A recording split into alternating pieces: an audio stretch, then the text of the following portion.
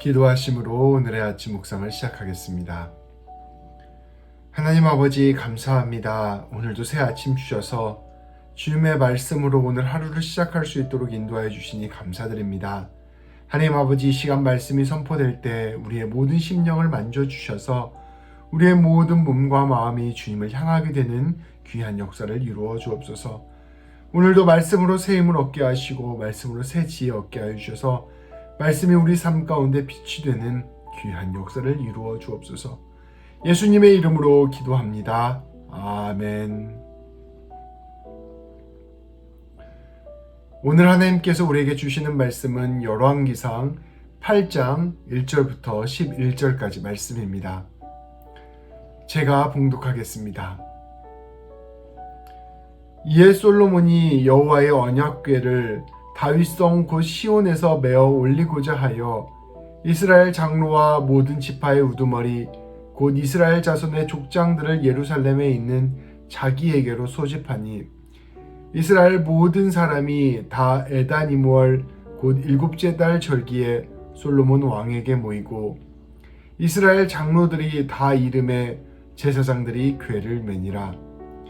여호와의 궤와 회막과 성막 안의 모든 거룩한 기구들을 메고 올라가되 제사장과 레위 사람이 그것들을 메고 올라가매 솔로몬 왕과 그 앞에 모인 이스라엘 회중이 그와 함께 그 궤 앞에 있어 양과 소로 제사를 지냈으니 그 수가 많아 기록할 수도 없고 셀 수도 없었더라. 제사장들이 여호와의 언약궤를 그 처소로 메어 드렸으니 곧 성전의 내소인 지성소 그룹들의 날개 아래라. 그룹들이 그 궤 처소 위에서 날개를 펴서 궤와 그 채를 덮었는데 채가 길므로 채 끝이 내소 앞 성소에서 보이나 밖에서는 보이지 아니하며 그 채는 오늘까지 그곳에 있으며 그 궤 안에는 두 돌판 외에 아무것도 없으니 이것은 이스라엘 자손이 애굽 땅에서 나온 후 여호와께서 저희와 언약을 맺으실 때에 모세가 호렙에서 그 안에 넣은 것이더라. 제사장들이 성소에서 나올 때에 구름이 여호와의 성전에 가득하매 제사장이 그 구름으로 말미암아 능히 서서 섬기지 못하였으니 이는 여호와의 영광이 여호와의 성전에 가득함이었더라. 아멘.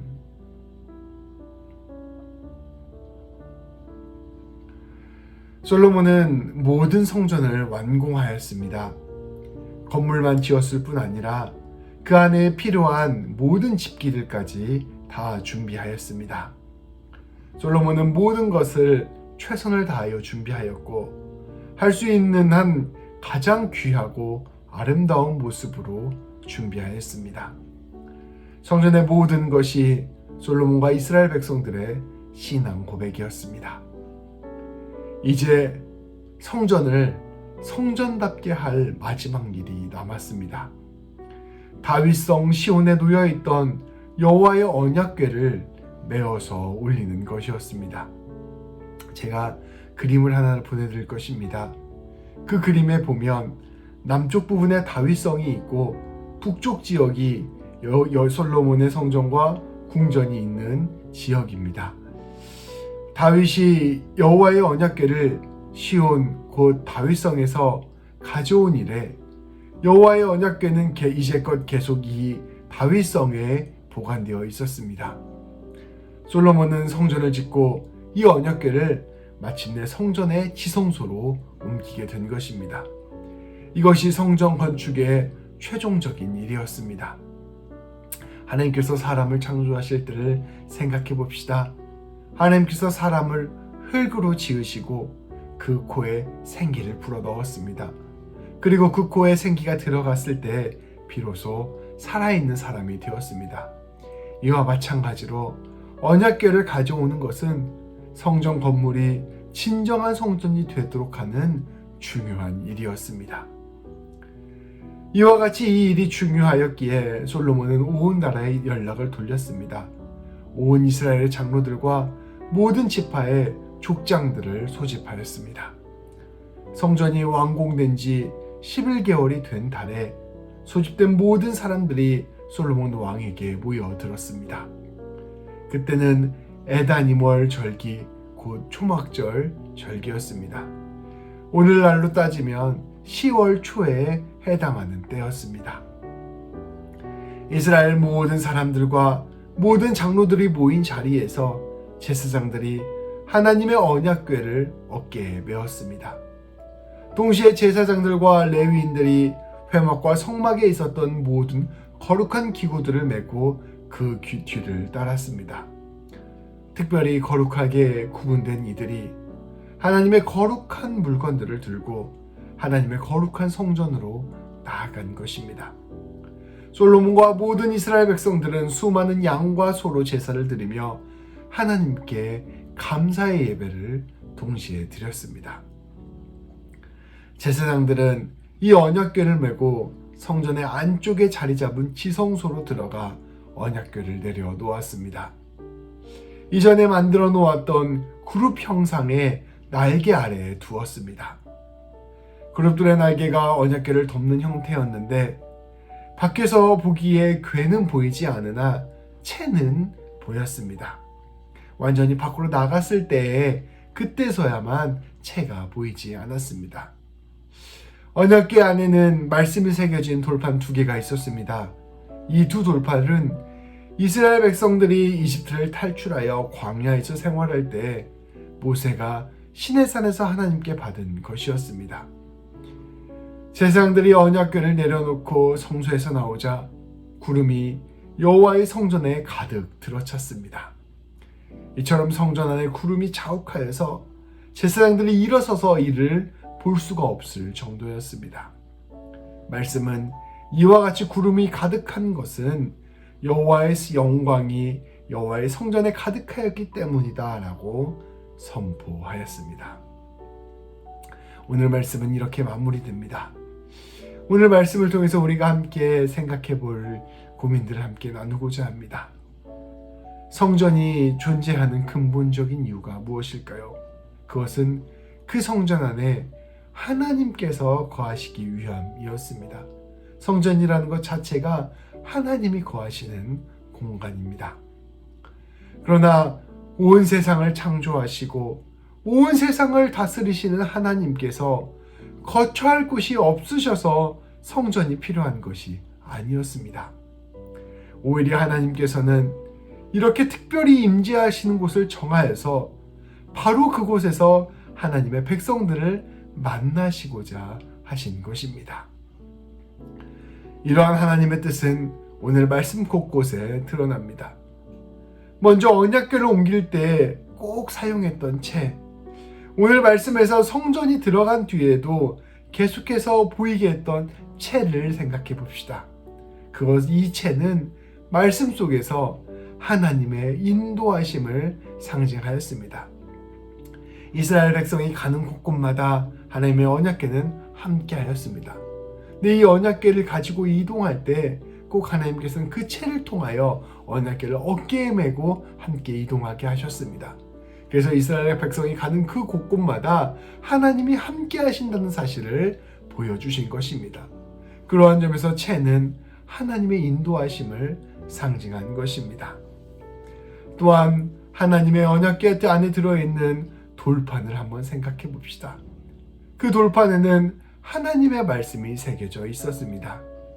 하나님께서는 이러한 말씀을 돌판에 새겨주시며 하나님께서 이스라엘 백성들과 신실한 언약을 확증하여 주신 것을 보여주셨습니다. 이제 너희는 나의 백성이다. 그러니 너희는 이제부터 내가 너희에게 명령한 이 말씀을 지켜 행해야 한다. 이 말씀을 지켜 행하며 살아갈 때 너희와 나의 관계는 끊어지지 않을 것이며 너는 영원히 내 백성이 되어 나와 동행할 것이다 라고 우리 하나님께서는 말씀하여 주신 것입니다. 말씀은 하나님과 하나님의 백성 사이를 지켜주는 가장 확실한 증표입니다. 놀랍게도 이 말씀은 훗날 육신이 되어 우리 예수 그리스도가 되셨고 이 예수 그리스도는 하나님과 우리 사이의 다리가 되어 주셨습니다. 끝으로 우리 하나님께서는 구름으로 당신의 임재를 보여주셨습니다. 하나님은 찬란한 빛 되신 분, 그리고 그 빛이 얼마나 빛난지 그 빛으로 인해 사람이 감히 다가갈 수 없는 분이십니다. 그런데 오늘 말씀에 나오는 구름은 이 빛을 은혜롭게 덮어줍니다. 그리하여 이 구름은 당신의 백성으로 하여금 하나님 곁으로 다가가게 하는 힘이 되는 것입니다. 하나님께서는 이 구름을 통하여 하나님의 그 빛 되신 영광이 우리와 함께하고 계심을 보여주셨습니다. 오늘 말씀은 이와 같이 인도하심으로, 말씀으로, 또한 빛 되신 영광으로 함께하시는 우리 하나님을 우리에게 보여줍니다. 오늘 말씀을 기억하며 우리는 우리 한 사람 한 사람이 성전이라는 사실을 다시금 기억해야 할 것입니다. 그리고 우리 한 사람 한 사람이 성전일 때 우리의 한 사람 한 사람의 가장 중심이 되는, 심령이 중심이 되는 지성소에 무엇을 놓아야 할지를 다시금 생각해 보아야 할 것입니다. 우리는 우리의 마음속에 있는 이 지성소에 하나님의 임재의 상징인 언약궤를 모셔 놓아야 합니다. 그것은 우리 주님의 인도하심을 신뢰하는 것을 의미하며, 그것은 우리가 우리 주님의 말씀을 우리의 마음 한가운데 두는 것을 의미하며, 그것은 우리가 주님의 영광 가운데 들어가 영광을 날마다 사모하며 사는 것을 의미합니다. 더욱 주님과 가까이 동행하며, 더욱 주님의 뜻에 순종하며, 더욱 주님의 은혜 안에 거하는 것, 그것이 우리가 진정한 성전으로서의 삶을 사는 것입니다. 우리 한 사람 한 사람이 성전이라면 우리는 마땅히 지성소에 늘 하나님을 주님으로 모시고 살아가야 할 것입니다. 이러한 삶을 통해 하나님이 주시는 이 충만한 영광과 찬양이 넘치는 제사를 드리는 우리 모든 성도님들 되시기를 주님의 이름으로 축복합니다. 오늘 말씀을 기억하며 기도합시다. 하나님 아버지, 오늘 말씀을 통해 솔로몬의 성전의 지성소에 들어간 언약궤를 바라보게 하시니 감사합니다. 하나님께서는 언약궤의 채를 통해 늘 이스라엘과 동행하며 인도하셨던 역사를 기억하게 하셨습니다. 하나님께서는 또한 언약궤의 돌판을 통해 말씀으로 이스라엘 백성들을 하나님 백성 삼아주시고 그 백성에 합당하게 말씀을 지키게 하셨음을 기억하게 하셨습니다.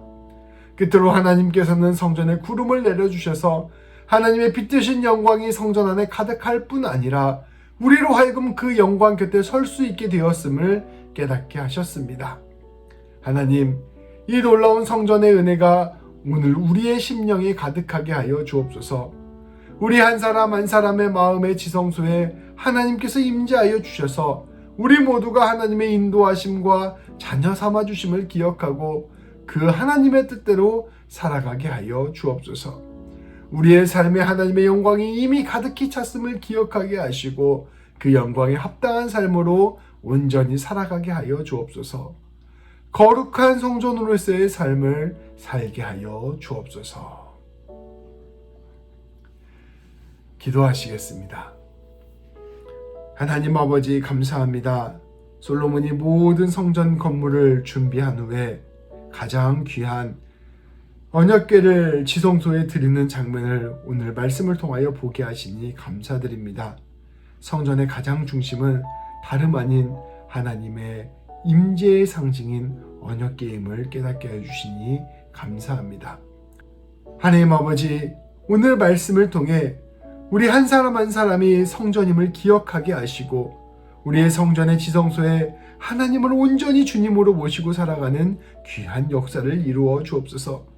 그리하여 우리의 삶 가운데 하나님의 인도하심과 말씀하심과 영광을 비추어 주심을 온전히 경험하게 하여 주시고 그것을 통하여 참된 성전으로 살아가는 우리 모두가 되게 하여 주옵소서.